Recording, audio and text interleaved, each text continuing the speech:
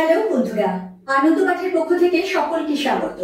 আজ আলোচনা করব কবি অলোক রঞ্জন দাশগুপ্তের একটি কবিতা বুধুয়ার পাখি। এই কবিতাটি ওয়েস্ট বেঙ্গল বোর্ড এবং সিবিএসই বোর্ডের 10ম শ্রেণীর বাংলা পাঠ্যসূচির অন্তর্ভুক্ত। কবি পরিচিতি ও উৎস সহ লাইন ধরে সম্পূর্ণ কবিতার ব্যাখ্যা থাকবে এই আলোচনায়। কবি অলোক রঞ্জন দাশগুপ্ত ছিলেন একজন বিশিষ্ট কবি, মননশীল প্রাবন্ধিক এবং অনুবাদক। যাদবপুর বিশ্ববিদ্যালয়ের তুলনামূলক সাহিত্য এবং বাংলা বিভাগে তিনি অধ্যাপনা করেছেন। পরবর্তীকালে জার্মানির হাইডেলবার্গ বিশ্ববিদ্যালয়ে যোগ দেন। তিনি যেমন বাংলা এবং সাঁওতালি ভাষার কবিতা ও নাটক ইংরেজি ও জার্মান ভাষায় অনুবাদ করেছেন, তেমনি জার্মানি ও ফরাসি সাহিত্য থেকে বাংলাতেও অনুবাদ করেছেন। তার উল্লেখযোগ্য কাব্যগ্রন্থগুলির মধ্যে রয়েছে যৌবন বাউল, নিষিদ্ধ কোজাগুড়ি, রক্তাক্ত ঝড়খা, গিলোটিনে আলপনা, জ্বরের ঘোরে তরাজ কেঁপে যায়, এক একটি উপভাষায় বৃষ্টি পড়ে ইত্যাদি। রবীন্দ্র পুরস্কার, আনন্দ পুরস্কার, সাহিত্য একাডেমি পুরস্কার এবং জার্মানির গেটে পুরস্কারে তিনি ভূষিত হয়েছেন। কবির জন্ম হয় 1933 সালে এবং 87 বছর বয়সে 2020 সালে তার জীবনাবসান ঘটে। স্বতন্ত্র কাব্যশৈলী এবং গদ্যশৈলীর জন্য বাংলা সাহিত্যে তার অনন্য স্থান রয়েছে। আজকের আলোচ্য বুধুয়ার পাখি কবিতাটি নেওয়া হয়েছে তার বিখ্যাত কাব্যগ্রন্থ যৌবন বাউল থেকে। মূল আলোচনায় আসার আগে বলে নিই, যে কোনো বোর্ডের বাংলা সাহিত্যের নানান ধরনের প্রশ্নোত্তর তোমরা পেয়ে যাবে এই ভিডিওতে। যদি এমন আলোচনা বেশি করে পেতে চাও তাহলে অবশ্যই চ্যানেলটি সাবস্ক্রাইব করে বেল বাটনটি অন করে দিও। চলে আসছি কবিতার পাঠ ও আলোচনায়। জানো এটা কার বাড়ি? শহরে বাবুরা ছিল কাল। ভীষণ শ্যাওলা এসে আজ তার জানালা দেয়াল ঢেকে গেছে, যেন ওর ভয়ানক বেড়ে গেছে দেনা, তাই কোনো পাখিও বসে না। কবিতাটির প্রথম লাইনেই এই যে প্রশ্ন করছে জানো এটা কার বাড়ি, সে প্রশ্ন কার? নামকরণ করা হয়েছে কবিতাটির যার নামে, সেই বুধুয়া এই প্রশ্ন আমাদের কাছে রাখছে এবং উত্তরও সেই দিয়েছে। সে বলছে শহরে বাবুরা ছিল কাল।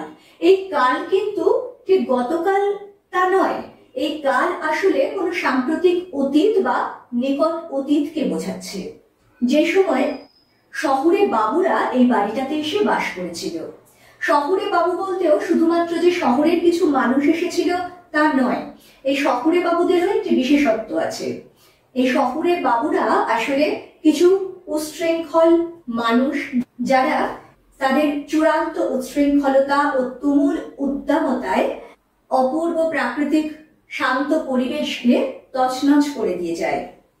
তারা কিন্তু প্রকৃতিকে ভালোবেসে কিছুটা সময় প্রকৃতির সঙ্গে কাটানোর জন্য এসব স্থানে আসে না, আসে এই নির্জনতার সুযোগ নিয়ে নিজেদের ভোগ লালসাকে চরিতার্থ করতে। এদের এই ক্লিন্ন জীবন, এই গ্লানিময় জীবনযাপনের যে চিহ্ন, যে ছায়া বাড়িটার মধ্যে পড়েছে, তাতে বাড়িটা যেন একরকম অসুন্দর, অপরিচ্ছন্ন হয়ে রয়েছে। কবি বলছেন ভীষণ শ্যাওলা এসে আজ তার জানালা দেয়াল ঢেকে গেছে।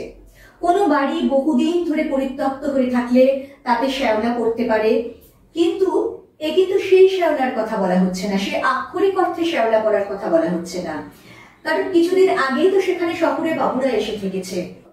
তাই এটি বহুদিনের পরিত্যক্ত বাড়ি নয়। এই যে শ্যাওলা এসে ঢেকে গেছে বলছেন, এ আসলে একটি প্রতীক, বাড়িটির চূড়ান্ত অপরিচ্ছন্ন ও মলিন হয়ে যাওয়ার একটা প্রতীক, যাকে কবি আরো বিশেষণে ঢেকে দিয়ে বলছেন যেন ওর ভয়ানক বেড়ে গেছে দেনা। কোনো দেনাগ্রস্ত বা ঋণগ্রস্ত মানুষের চেহারায় যেমন একটা দুর্দশার ছাপ পড়ে, যেমন একটা হতাশা, একটা মলিনতার ছাপ পড়ে, ঠিক তেমনি এই বাড়িটাও যেন দুর্দশাগ্রস্ত হয়ে উঠেছে, বড় মলিন হয়ে উঠেছে। সেটা বোঝাতেই কবি বলছেন যেন ওর ভয়ানক বেড়ে গেছে দেনা। দেনায় জর্জরিত সেই বাড়িটিতে তাই কোনো পাখিও বসে না। এরপরেই বুধুয়া চলে এসেছে তার নিজের কথায়, নিজের বাড়ির কথায়। এর চেয়ে আমাদের কুঁড়ে ঘর ঢের ভালো, ঢের দলে দলে নীল পাখি নিকোনো নরম উঠোনের ধান খায়, ধান খেয়ে যাবে। বুধুয়া অবাক হয়ে ভাবে। এই যে বুধুয়া, তার নামেই তো বোঝা যাচ্ছে যে সে এই প্রত্যন্ত অঞ্চলের একটি দেহাতি বা আদিবাসী ছেলে। স্বাভাবিকভাবেই তারা খুব গরিব, তাই তাদের রয়েছে কুঁড়ে ঘর, পাকা দালান নয়। কিন্তু ওই পাকা দালান যে বাড়িটি, তার চেয়ে তাদের সেই কুঁড়ে ঘর সে অনেক ভালো। কারণ সেই কুঁড়ে ঘরের পরিবেশে রয়েছে মানুষের সহজ সরল স্বচ্ছ জীবনযাপন এবং ভালোবাসায় ভরা সেই কুঁড়ে ঘরের যে উঠোন, তা সুন্দর নরম এবং নিকোনো পরিচ্ছন্ন। তাই সেই উঠোনে দলে দলে পাখি এসে ধান খেয়ে যায়। এবার রিখিয়া ছেড়ে বাবুডির মাঠে বুধুয়া অবাক হয়ে হাঁটে। দেহাতি পথের নাম ভুলে হঠাৎ পাহাড়ে উঠে পাহাড়ের মতো মুখ তুলে ভাবে, ওটা কার বাড়ি, কার মতো নীল। তোমাদের পাঠ্য আরেকটি কবিতা তিন পাহাড়ের কোলে, যেমন ঝাড়খণ্ডের একটি জায়গার উপরে ভিত্তি করে লেখা, তেমনি এই কবিতাটিতে যে জায়গাগুলির নাম পাই সেগুলিও কিন্তু ঝাড়খণ্ডের মধ্যে পড়ে। এই যে রিখিয়া, বাবুডি, এগুলি কিছু স্থানের নাম যেখানে বুধুয়া বাস করে, খুব প্রত্যন্ত জায়গা। এবং এই যে আদিবাসী সমাজ, এরা কিন্তু প্রকৃতির সঙ্গে একেবারে মিলেমিশে থাকে, তাদের জীবনযাপন প্রকৃতির ওপর অনেকখানি নির্ভরশীল। রিখিয়া ছেড়ে বুধুয়া যখন বাবুডির মাঠে যায়, তখন সে দেহাতি পথের নাম ভুলে যায়। এই যে পথ, এই যে জায়গাগুলি, সেগুলির যে এই প্রত্যন্ত অঞ্চলের এই গ্রাম্য এই অঞ্চলগুলি বোঝাতে কবি দেহাতি পথ বলেছেন তাদের। এবং বুধুয়া দেহাতি পথের নাম ভুলে যায়। যে সেই অঞ্চলেরই বালক, তার তো নাম ভোলার কথা নয়, কিন্তু আমরা বুঝতে পারি বুধুয়া অত্যন্ত ভাবুক, সহজ সরল, আপন ভোলা একটি ছেলে। সে নিজের মনে চলতে চলতে কোথায় হারিয়ে যায়, তাই সে ভুলে যায় তার অতি চেনা পথের নামও। এরপর সে কি করে, হঠাৎ পাহাড়ে উঠে যায় এবং পাহাড়ে উঠে বলছেন, দেখো পাহাড়ের মতো মুখ তুলে।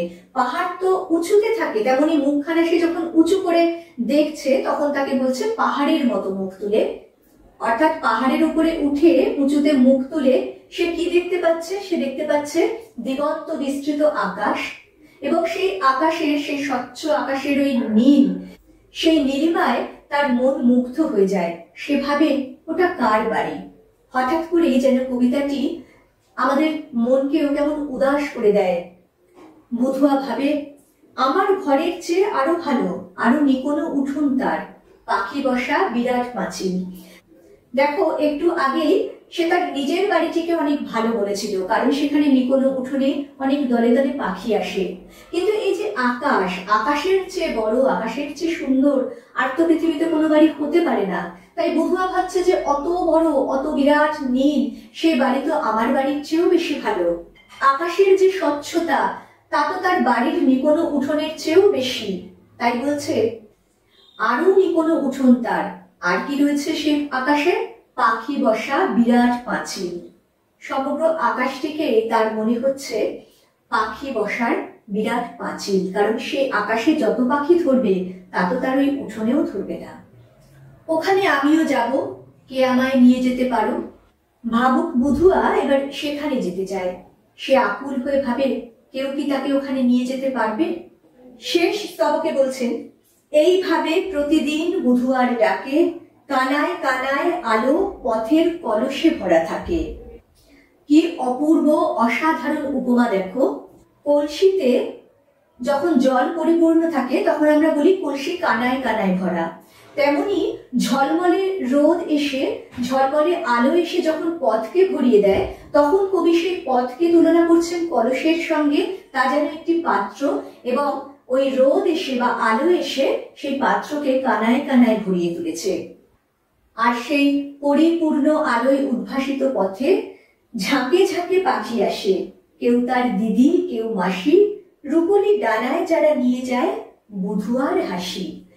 আগেই বলেছি, এই আদিবাসী সমাজের জীবনযাপন প্রকৃতির সঙ্গে একেবারে জড়িয়ে। তাই দেহাতি আদিবাসী বালক বুধুয়াও প্রকৃতির সঙ্গে মিলেমিশে একাকার হয়ে যায়। তাই এই যে ঝাঁকে ঝাঁকে পাখিরা আসে, এরা তার পরম আত্মীয়, তার আপনজন। আমরা যেমন আমাদের প্রিয়জনেদের নানা সম্বোধনে চিহ্নিত করি, তেমনি এই পাখিগুলোও তো তার আত্মীয়, তার প্রিয়জন, তাই এরাও তার কাছে কেউ দিদি, কেউ তার প্রিয় মাসি। আর এদের দেখে বা এদের সংস্পর্শে এসে বুধুয়া যেমন আনন্দ আর খুশিতে উদ্বেগ হয়ে ওঠে, তেমনি এই পাখিগুলিও যেন খালি হাতে ফেরে না। এই পাখিরাও বুধুয়ার কাছে এসে কিছু সঞ্চয় করে নিয়ে যায়। তাদের সেই সঞ্চয় হলো বুধুয়ার হাসি, যাকে তারা তার রূপলি ডানায় ধরে নিয়ে উড়ে চলে যায়। যে অনন্য, যে বিশিষ্ট কাব্য শৈলীর জন্য কবি অলোক রঞ্জন দাশগুপ্ত পরিচিত ছিলেন, নিশ্চয়ই এই কবিতার ভাষা এবং এই কবিতার যে গঠন শৈলী, তার মধ্যেও তোমরা তার কিছু পরিচয় পেয়েছ। আশা করি এরপরে কবিতাটি বুঝতে তোমাদের আর সমস্যা হবে না। পরবর্তীকালে এই কবিতাটি থেকে গুরুত্বপূর্ণ প্রশ্নোত্তর নিয়ে আসবো। খুব তাড়াতাড়ি পরের ভিডিও নিয়ে ফিরে আসবো। সঙ্গে সঙ্গে নোটিফিকেশন পেতে চাইলে সাবস্ক্রাইব করে বেল বাটনটি অন করতে ভুলো না। আজকের মতো টাটা।